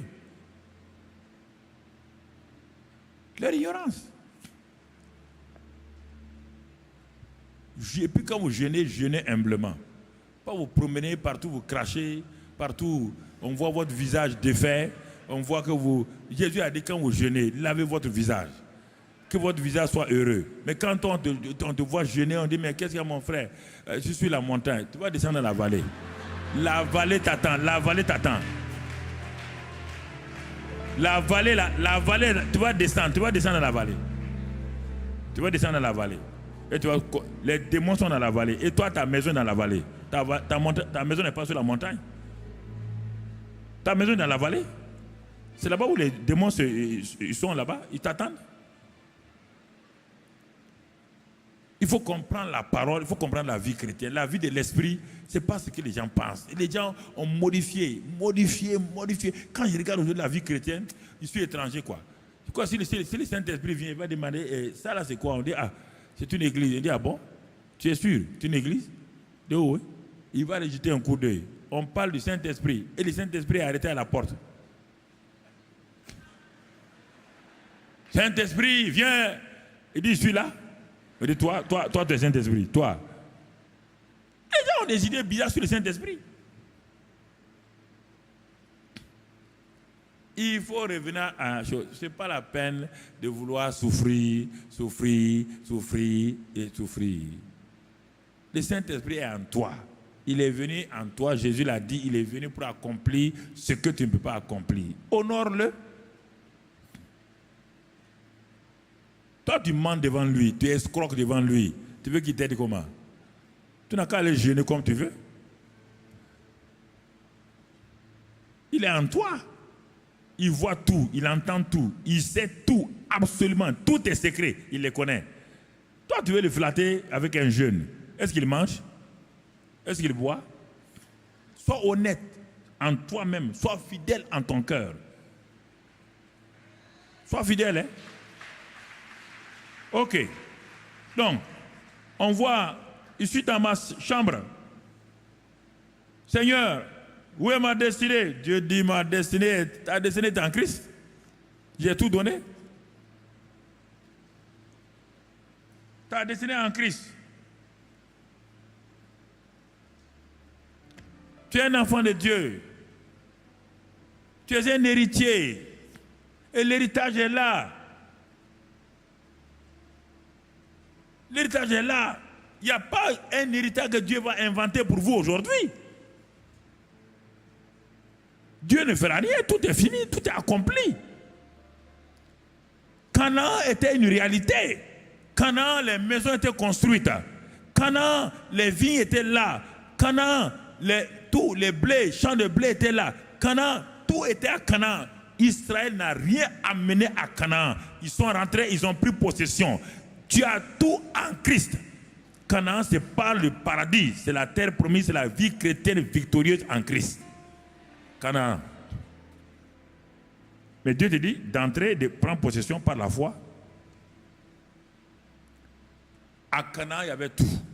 Dieu dit, il vous donne la capacité, dit Deutéronome 6, Deutéronome 8, tout est là-dedans. Il dit même à Canaan, les femmes ne vont pas avorter. À Canaan, les gens vont mourir âgés. Même c'est-à-dire qu'il y a la longévité à Canaan. Il y a la fécondité à Canaan. Il n'y a pas d'avortement à Canaan. Il y a la richesse à Canaan. Mais pourquoi ils n'ont pas pu? Parce qu'il leur manquait la foi. Valide à Hébreu 3 et Hébreu 4. Ils n'ont pas pu à cause du fait qu'ils n'ont pas eu confiance en Dieu. Josué voulait les faire rentrer dans le repos. Ils n'ont pas pu, ils n'ont pas voulu. Il n'y avait rien, il n'y a rien. Tu as déjà tout en Christ. C'est ça ton Canaan. Tu as déjà tout en Christ.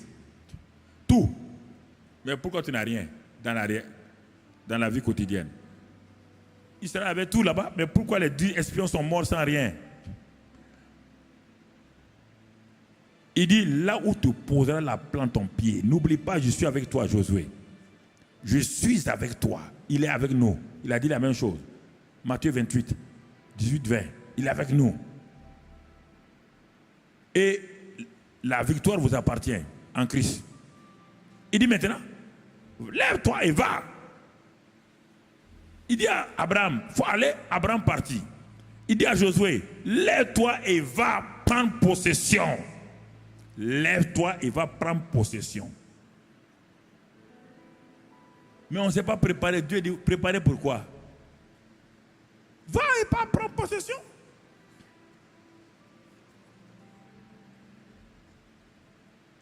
Ils sont arrivés au Jourdain. Le Jourdain était le premier obstacle. Mais quand Dieu dit que quelque chose t'appartient, il a déjà tout préparé. Est-ce qu'ils ont pris des seaux pour vider le Jourdain? Non. Le même Dieu, sa présence à travers l'arche portée par les Kéatites. Il dit, quand les Lévites, les Kéatites, mettront les pieds dans l'eau, l'eau qui coule là, l'eau dangereuse là, s'ils osent par la foi mettre leurs pieds là-dedans, le Jourdain va s'ouvrir. Ou vous voulez aller prier devant votre Jourdain. Tu as vu quelqu'un prier devant son Jourdain? Tu as vu Moïse prier devant sa mer rouge? Qui vous a dit des mensonges comme ça, on va prier devant le Jourdain? Pourquoi vous voulez mettre la prière dans toutes les sauces?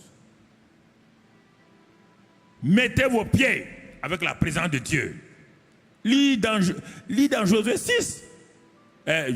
Josué 3 d'abord, et ensuite dans Josué 5. Et va lire là-bas. Allez-y, mettez vos pieds. On va aller prier. Non, Dieu dit mettez vos pieds. Mettez vos pieds. Si vous avez confiance en moi, mettez vos pieds. Si vous avez confiance, tout est en vous déjà, tout. Tout. Par Christ, tout est en vous. Tout est en vous. Ah, je suis en train de méditer. Dieu me dit, mais crois-tu cela? Il dit, crois-tu cela? Jésus est venu avec la résurrection pour Lazare. Il demande à Marie et Marthe, croyez-vous cela? Il dit, nous croyons qu'au jour de la résurrection. Jésus dit, non, vous ne croyez pas. Il n'y a pas de jour de la résurrection. C'est moi la résurrection. Si vous avez cru en moi là, vous allez croire que votre frère va ressusciter. Mais si vous attendez le jour de la résurrection, le jour de la résurrection, ça n'existe pas. C'est moi la résurrection. Je veux défier votre pensée, je veux défier votre mentalité, je veux défier ça. Votre mentalité rationaliste là, voltairienne, c'est ça. La pensée de Voltaire, c'est ça. Et de Nietzsche, c'est ça qui vous crée des problèmes. Vous rationalisez tout, vous voulez tout mettre en intégral, vous voulez tout dériver, intégral. Ça ne marche pas. La parole de Dieu est la simplicité. Simplicité. Simplicité. Simplicité.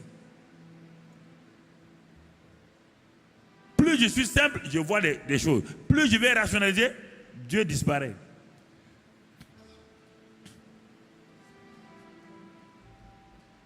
Il faut croire pour conquérir. On ne peut pas conquérir sans croire.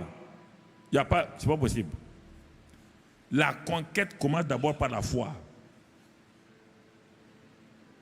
C'est par la foi qu'ils sont allés. La parole de Dieu, et ils ont possédé.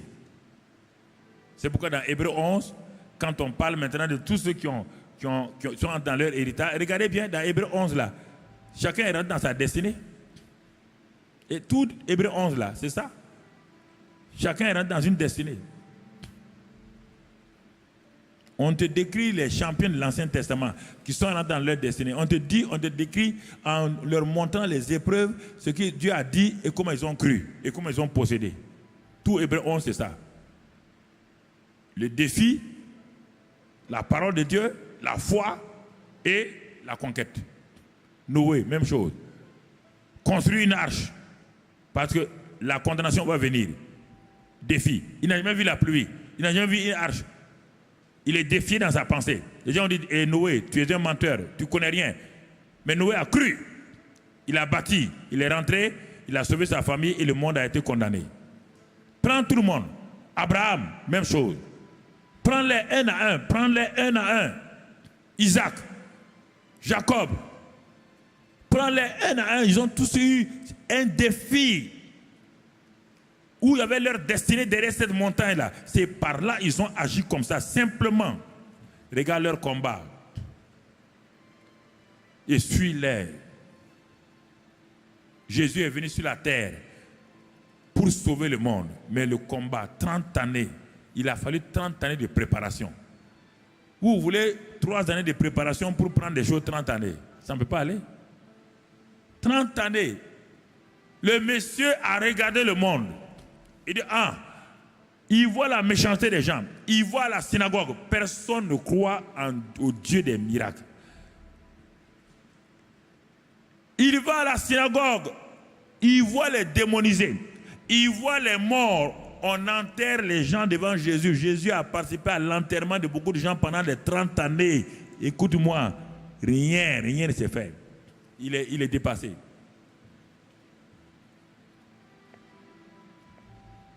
Ça a failli l'affecter dans sa chair. Mais regarde-le descendre. Il descend dans le Jourdain comme fils de Marie et de Joseph. Quand le monsieur donne le dos à la maison de Marie et de Joseph, il est en train de descendre là. Tout le monde le connaît comme le fils de Marie et de Joseph. Il rentre dans le Jourdain comme un homme ordinaire, un homme normal. Quand il rentre dans le Jourdain, c'est ça, c'était ça son défi. Il faut qu'il rentre dans le Jourdain. Dans le Jourdain, qu'est-ce qui s'est passé?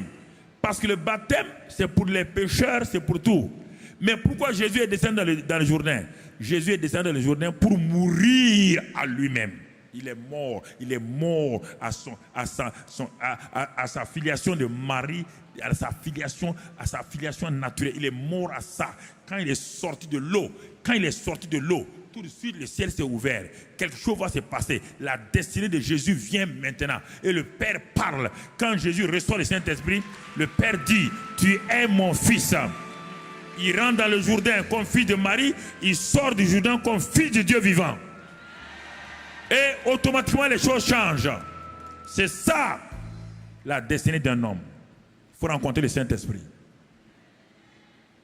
Il faut rencontrer le Saint-Esprit. Jésus était saint, sans péché, mais il ne pouvait rien faire.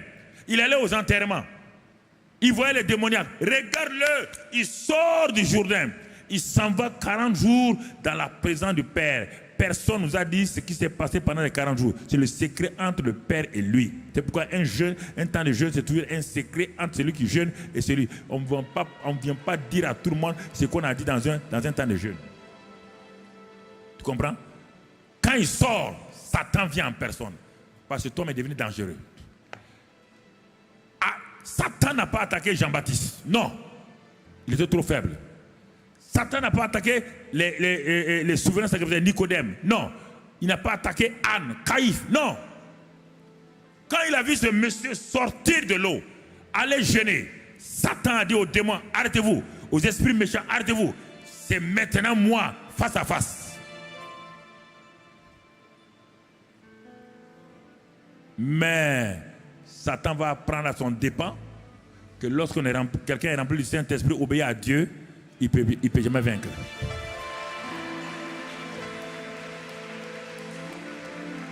Jésus, écoutez-moi frère. Jésus parle à Satan. Il dit, il est écrit. Ah? Mais celui-ci me méprise. Hein? Le premier Adam a eu peur de moi. La première Ève a eu peur de moi. Mais lui, il dit, il est écrit simplement. Il attaque encore. Il dit, je vais te montrer qui je suis.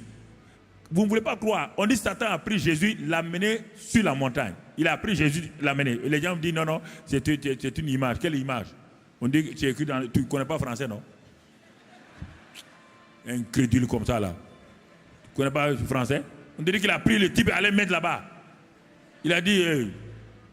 il dit, regarde le monde entier, là. Ça aussi, c'est une image, hein? Et après, il l'a mis sur le temple. Oui ou non? Chaque fois Jésus dit, il est écrit. Satan dit, ah, l'homme est dangereux. Il l'a déposé. La Bible dit qu'il est parti. Hein? C'est moi qui ajoute ça. Ça, c'est l'évangile selon Saint Carambri. Il est parti avec la queue entre les pattes. Il est parti. Vous ne voulez pas imiter Jésus. Vous voulez imiter quoi? Vous voulez avoir la victoire avec quoi? On dit la parole et le Saint-Esprit. Jésus a utilisé la parole et le Saint-Esprit. Les deux. Satan est parti. Vous voulez utiliser quoi?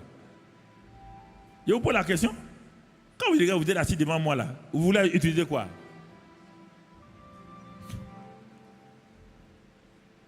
Là, vous avez la Bible. Vous ne voulez pas la lire pour croire à cette Bible-là.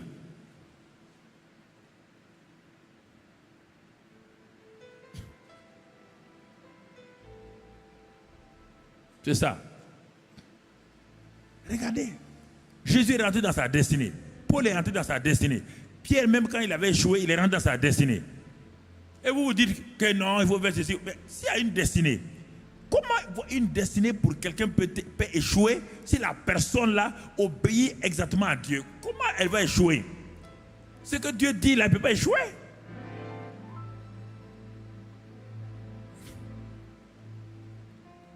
Si tu suis Dieu, tu dois croire pour posséder. Tu dois croire ça.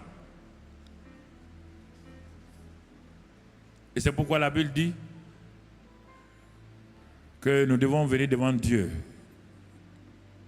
Et il dit que si on vient devant Dieu, c'est-à-dire que ça c'est un langage imagé. Sinon on est déjà devant Dieu tous les jours. Il dit, mais le cantique dit, quand tu es dans la présence de Dieu, on dit, ce cantique dit, c'est lui qui met en Jésus une pleine confiance, jamais ne chancelle plus, complétait sa délivrance par la foi.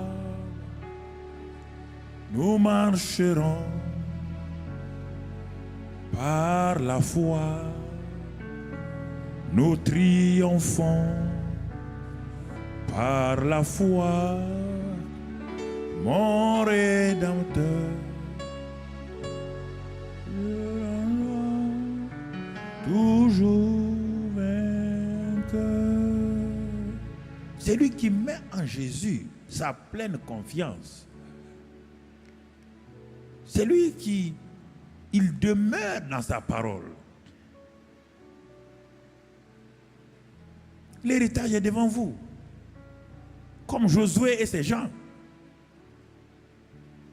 La mer et le Jourdain s'est ouvert par la présence de l'arche. Jéricho est tombé, pas par leur cri. Il ne faut pas dire des mensonges comme ça. Jéricho n'est pas tombé par le cri des choses. Avant, quand il était devant Jéricho, Josué 6, mais Josué 5, les derniers versets, te montrent qui il a rencontré d'abord. Lis ça. Avant d'aller te préviser, lis Josué 6. Lis Josué, la fin de Josué 6. Il était devant le Jéricho. Il a dit, un homme est venu. Quand Josué l'a vu comme c'était un homme spirituel, il a reconnu que c'est quelqu'un de céleste. Et il lui dit, mais tu es de notre camp ou tu es du camp ennemi? Parce qu'il a vu que c'était un être céleste, mais il ne sait pas de quel camp il est, de quel bord il est. Et celui qui est là lui dit, je ne suis pas d'un camp de l'autre, je viens de l'autre côté, du ciel. Il dit, enlève tes chaussures, Josué. Ah, il a compris que celui qui a rencontré Moïse là, c'est la même personne. Rapidement, Josué a enlevé ses chaussures. C'est le glorieux Saint-Esprit qui est là devant lui. Et c'est le Saint-Esprit qui lui a donné la stratégie et les tactiques pour combattre. Ce n'est pas les cris. C'est lui qui lui a dit maintenant, cette ville-là, tu la vois, elle est fermée. Ta destinée est derrière la ville. Ta destinée là. Satan savait qu'un jour, il y a un peuple qui va venir ici. Il a fait quoi? Le Jourdain est une barrière naturelle. Mais Jéricho est une barrière bâtie par l'ennemi. Il y a des barrières naturelles. Il y a des barrières bâties par l'ennemi devant ta vie. Si tu ne comprends pas, tu vas combattre de la même manière et tu vas avoir des problèmes. On combat, c'est-à-dire devant Jéricho, qui est une barrière naturelle. On n'a pas la même stratégie que devant le Jourdain, qui est une barrière naturelle donnée par Dieu. Dieu a sa manière de faire. Devant le Jéricho, qui est bâti par l'ennemi, une ville imprenable, on ne peut pas rentrer et sortir. Il faut écouter Dieu. Il faut attendre Dieu. Ta destinée n'est pas loin, elle est là, elle est à côté. Mais pourquoi ça ne va pas? Il y a une barrière invisible qui ne s'ouvre pas par les moyens humains. Il faut attendre le Saint-Esprit, le stratège qui est en toi, il va te dire une parole. C'est pourquoi il faut t'attendre à Dieu. Il va te donner une parole. Et la parole est venue. Il dit, même si la ville est fermée, barricadée, ce n'est pas un problème. Josué dit, hein? Un grand guerrier comme Josué, il dit, vous allez marcher autour de la ville 7 jours. Josué dit, hein? Ça, c'est une stratégie. Si ce n'est pas Dieu, aucun chef militaire ne croira à ça. Les ennemis sont là-haut, avec de l'eau bouillante, avec de l'huile bouillante. Les ennemis sont sur les murs, avec des flèches. Et nous allons marcher simplement. Si ça, ce n'est pas Dieu. Si ce n'est pas Dieu, personne n'est fou pour faire ça. Et vous ne direz rien. 7 jours. Et le 7e jour, vous marchez 7 fois. Et que vos grandes gueules là ne s'ouvrent pas. Parce que je sais que quand vous allez commencer à parler, je connais parmi vous des gens qui vont dire Josué là, il nous a trompés. Ils vont décourager le peuple. Que vous vous taisez. Ça, c'est une stratégie aussi. Il y a des moments dans les églises, les gens ne se taisent pas. Ils parlent trop. Parlent trop au hasard. Découragent les pasteurs. Découragent les gens.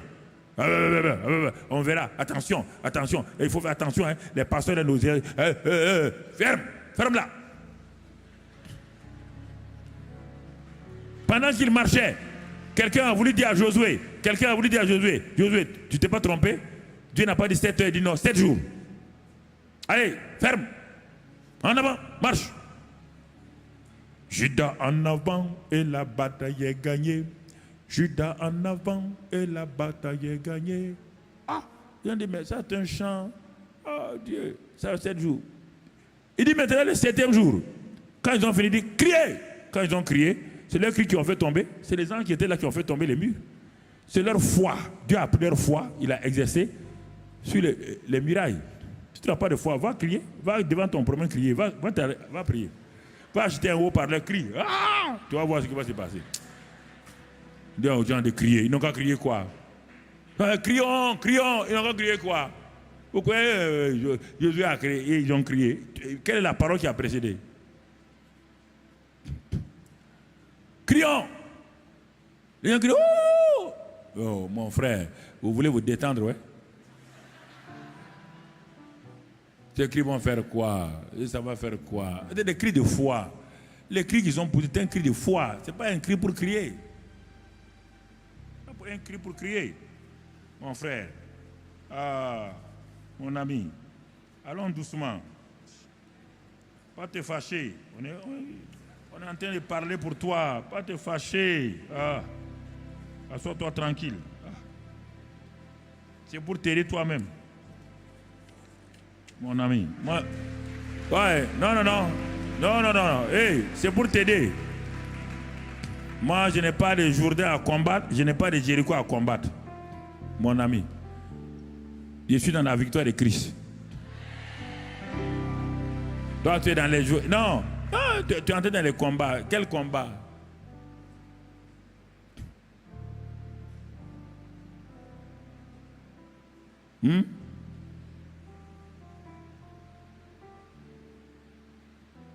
Notre force dans les combats, c'est qui? C'est Jésus, le roi des rois. C'est ça.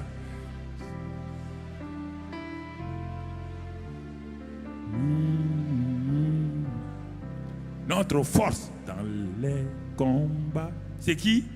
C'est Jésus, le roi des rois. C'est ça. Avocat, le rocher de notre foi. Vous ne chantez pas ça tout le temps. Et je suis capable. Tu es capable de faire quoi? Quand on dit ça, le pasteur Yvan aussi se fâche contre moi. Il vient.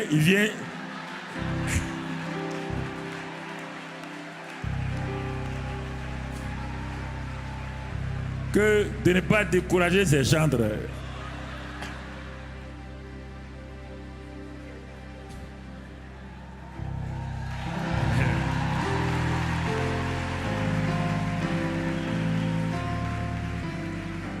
Bon, comme le pasteur Mathieu doit être dans les parages, on va rapidement terminer. Non, il faut respecter les oreilles des gens. Donc, c'est... ok. Donc, merci Seigneur. Alors, nous allons simplement faire quelques prières et quelques proclamations. Si tu as déjà compris ça, maintenant, quand tu es arrivé à tout ça, ton cœur est affermi. Tu commences à prier maintenant. Tu commences à dire merci à Dieu. Tu dis, mais Seigneur. Donc, élevons notre voix pour dire merci à Dieu. Maintenant, tu peux poser ton bic tout autour. Élève ta voix pour dire merci à Dieu pour la destinée qu'il t'a donnée en Christ. Dis, Seigneur, je te remercie parce que jusqu'à présent, j'ai douté de ça. Mais Seigneur, je te remercie. Élève ta voix. Merci, Seigneur, parce que tu nous as donné une vraie destinée en Christ. Et nous croyons cela de tout notre cœur. C'est pourquoi ce soir, nous te disons merci pour cette grande destinée que nous avons en Christ. Tu nous as bénis de toute bénédiction. Tu nous as tout donné. Et c'est pourquoi nous te louons, te glorifions, Père, au nom de Christ Jésus. Dis merci au Père ce soir encore. Et dis-lui que l'ennemi n'a aucun... Ne peut mettre devant toi aucun obstacle qui va t'empêcher d'entrer dans ta destinée. Que tu refuses que l'ennemi mette un obstacle devant toi pour dire merci au Père. Parce que Dieu même a enlevé tous les obstacles. Et par sa grâce, il te fait entrer dans ta destinée au nom de Christ Jésus. Élève ta voix devant le Seigneur. Élève ta voix. Élève ta voix, mon frère. Élève ta voix. Dieu te donne de te répandre à droite et à gauche. Dieu enlève les limites de ta destinée. Dieu enlève les obstacles, les frontières. Dieu te fait entrer dans cette destinée au nom de Christ Jésus. Rends grâce à Dieu, rends grâce à Dieu, rends grâce à Dieu. Bénis le Seigneur pour sa grâce. Remercie-le pour sa bonté et son amour pour toi. Gloire à toi.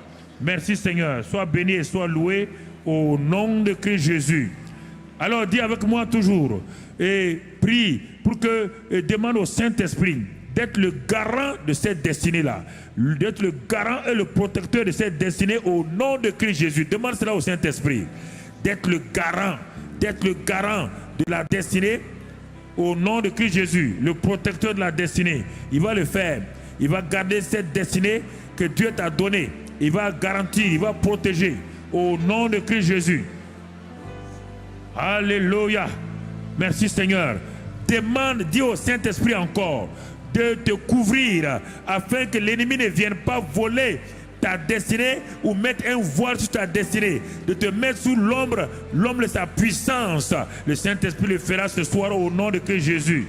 Il le fera ce soir au nom de Christ Jésus. Il le fera ce soir au nom de Christ Jésus.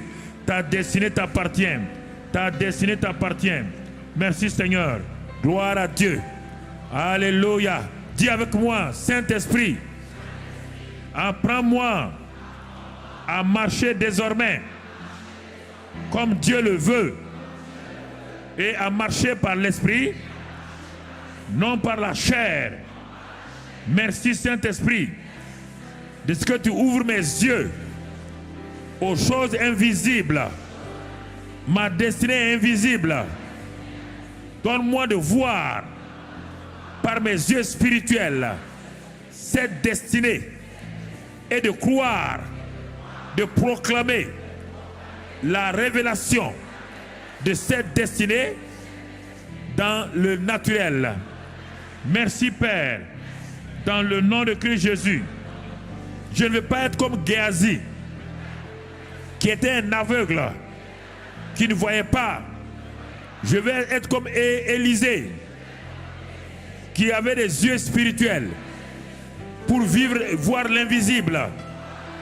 Merci Seigneur, car l'invisible m'appartient. Et si j'étais comme Bartimée, j'écris à toi ce soir, ouvre mes yeux Seigneur, pour que je contemple les merveilles de ma destinée, les grandes choses de ma destinée, les victoires de ma destinée, la bonne santé de ma destinée, la fécondité de ma destinée, la prospérité de ma destinée. Seigneur, je ne veux plus vivre dans la défaite, ni dans les murmures, car mon Canaan, qui est Christ, est plus réel que le Canaan de Josué. J'ai tout pleinement en ce Christ-là. Je te remercie ce soir, parce que j'ai reçu une vision qui vient de toi, Père. Merci, Seigneur, dans le nom de Christ Jésus. Seigneur, donne-moi de pouvoir conduire les membres de ma famille dans cette terre promise, qui est la vie chrétienne victorieuse. Tu as promis toi-même que lorsque quelqu'un croit, il est sauvé lui et sa famille. Il y a des membres de ma famille qui ne te connaissent pas encore. Mais Seigneur, c'est un héritage. C'est une parole. Ils m'appartiennent. Je les réclame. J'ai dit à Satan ce soir, tu lâches prise sur mes parents, sur mes frères et sœurs, sur mon conjoint, ma conjointe. Ce soir, je brise ton pouvoir au nom de Christ Jésus. Et j'appelle mes parents, mes amis, mes conjoints à venir, à se tourner sous la conviction du Saint-Esprit vers Jésus et d'être sauvés. Seigneur, je plaide les mérites du sang de Jésus. Je les asperge du sang de Christ Jésus. Et le pouvoir de Satan est brisé sur leur vie. Et ils viennent à toi dans la paix, dans la joie. Merci Seigneur pour toute maladie dans mon corps, toute infirmité, toute anomalie dans ma vie. La promesse et l'héritage, c'est la guérison et la bonne santé. Dans le Canaan naturel, il y avait la fécondité, il y avait la guérison, il y avait la bonne santé, il n'y avait pas d'avortement. Je refuse que dans mon Canaan spirituel, qui est Christ, l'œuvre achevée de Christ, je refuse de vivre dans la maladie, dans l'infirmité, dans l'avortement, dans la stérilité. Je refuse.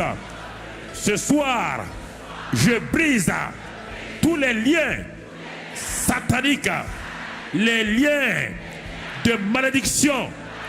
Je me libère. J'entre maintenant dans la guérison, dans la bonne santé, dans la fécondité. Seigneur, dans le mariage. Seigneur, ce soir, c'est mon soir. Je prends possession de mon héritage. Merci Seigneur. Sois béni, sois loué. Merci ce soir. Je repousse l'esprit de doute, l'esprit de découragement, l'esprit d'incrédulité qui m'assaille chaque jour. Je le repousse maintenant dans le nom de Christ Jésus. Maintenant, Père, le Saint-Esprit, par la parole de Dieu, met en moi la paix, la foi. C'est à cause de cela. Tous les esprits méchants qui m'oppressent, qui sont autour de moi, qui m'empêchent d'avancer, dans le nom de Christ Jésus, le pouvoir a changé de main. Le pouvoir est dans ma main maintenant. Parce qu'au nom de Christ Jésus, je marche sur les serpents, sur les scorpions et sur toute la puissance de l'ennemi. Rien ne peut me nuire. Le pouvoir a changé de main. La profondeur appelle la profondeur. Je suis en domination maintenant. J'étais le dominé. Maintenant je suis le dominateur. Par la parole et le Saint-Esprit, je domine maintenant. J'exerce mon autorité, ma domination. C'est pourquoi, Seigneur, je lis tout esprit de pauvreté. Esprit de pauvreté. Toi qui as volé ma bénédiction. Toi qui as volé ma richesse. Toi qui as volé ma prospérité. Je dis non ce soir. Ce soir, je dis non. Je commande. Esprit de pauvreté. Tu lâches ma vie financière. Tu lâches ma vie professionnelle. Tu lâches ma vie familiale. Arrière de moi. Oh Saint-Esprit. Que les cieux qui sont ouverts déversent sur moi maintenant. Bénédiction sur bénédiction. Prospérité. Victoire. Maintenant, tout travail que tu as préparé, j'entre dans ce travail-là. L'élévation m'accompagne. La justification m'accompagne. Tout problème en justice, je le repousse maintenant. Toute injustice est soumise, car je suis la justice de Dieu. L'esprit de vérité qui est en moi vivifie, me fait marcher dans la vérité. J'ai l'esprit de vie en moi. Et l'esprit de vie ce soir me donne de marcher dans la vie abondante. C'est pourquoi mon Canaan spirituel est devant moi. Je suis entré par la foi au nom de Jésus. Je prends possession de tout ce que Dieu a mis là-bas. C'est pourquoi aucun sorcier, aucun incantateur, aucun magicien n'a d'héritage sur ma vie. Tous les liens de sorcellerie, de magie, de malédiction ancestrale, d'incantation sont brisés ce soir au nom de Christ Jésus. J'asperge le sang maintenant sur tous les liens maléfiques. Je détruis les liens maléfiques par le sang de Jésus. La victoire dans le sang de Jésus. La puissance dans le sang de Jésus. C'est ce sang-là ce soir qui est ma bannière. Je dresse ce sang. Je brandis le sang de Christ Jésus contre tout esprit maléfique. Ce soir, je suis totalement libéré. En Canaan, il n'y a pas de personne esclave. Mon esclavage est terminé. Par le sang de Christ Jésus, le pouvoir du péché est fini. Je suis libéré du pouvoir du péché. Je marche maintenant dans la victoire, dans la pureté, dans la sanctification. Je quitte ce lieu ce soir avec la victoire, avec la sainteté. Seigneur, cela est ma part. Je le dis et je le proclame. Tout échec qui a fait partie de ma vie, tu es au dehors maintenant. Je rentre dans le cycle du succès, le cycle de la victoire. Tous mes ennemis, vous êtes vaincus. Vous venez contre moi par un seul chemin. Désormais, vous fuyez par 7 chemins. Je proclame désormais, ma vie porte du fruit. Je suis entré dans le cycle de bons et fidèles serviteurs qui fait la joie de son maître. Je suis dans ce cycle désormais. À partir de cette conférence, je suis dans le cycle des bons et fidèles serviteurs. Désormais, le ciel, le Père, le Fils, le Saint-Esprit sont dans la joie, car je suis un bon et fidèle serviteur. Merci ce soir-là pour ta grâce et ton amour que tu m'as donné. Tu as mis en moi ton Saint-Esprit qui désormais me conduit, me guide, me dirige, et je lui fais confiance. Je le remercie ce soir. Merci Père. Élève ta voix, parle en langue, parle en langue, parle en langue, parle en langue. Parle en langue.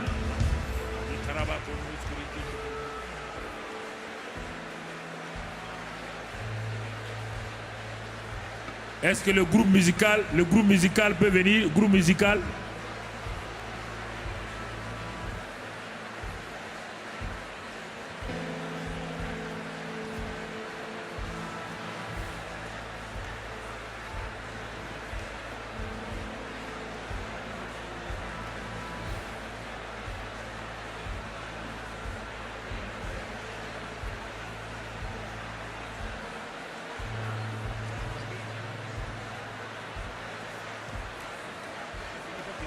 Alléluia. Amen. Amen. Gloire à Dieu. Cela est accompli au nom de Jésus.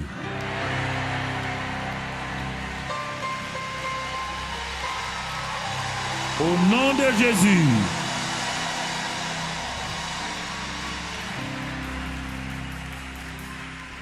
À la fin, quand le pasteur viendra, quand il va terminer, quand vous allez quitter cette salle-là, avant de revenir demain matin, déjà, tu verras les choses accomplies au nom de Jésus.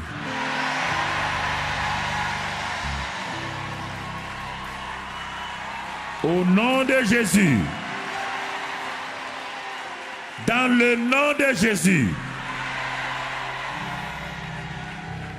C'est terminé. Tu es sur tes deux jambes spirituelles désormais. Ce que Dieu dit, sa bouche fait quoi? Ce qu'il a dit, sa bouche là. Crois ça, mon frère, ma soeur. Crois ça, mon frère, ma soeur. Crois ça simplement.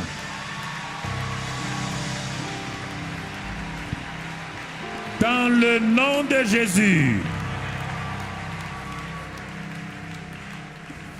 À la prochaine conférence, nous verrons les bébés miracles. À la prochaine conférence, nous verrons beaucoup de gens qui étaient au chômage venir nous dire qu'ils ont un travail merveilleux. À la prochaine conférence, tes luttes avec ton église sont terminées, ton église prospère. Dieu étend les limites de ton église au nom de Christ Jésus. À la prochaine conférence, mon frère, l'onction qui est sur toi sera doublée au nom de Christ Jésus. Tu verras les signes et les miracles t'accompagner au nom de Christ Jésus. À la prochaine conférence, tu viendras me présenter ton merveilleux mari au nom de Christ Jésus. Dans le nom de Christ Jésus. Amen. Dieu m'a. Ensemble. Dieu m'a. Dieu m'a tout donné. Encore.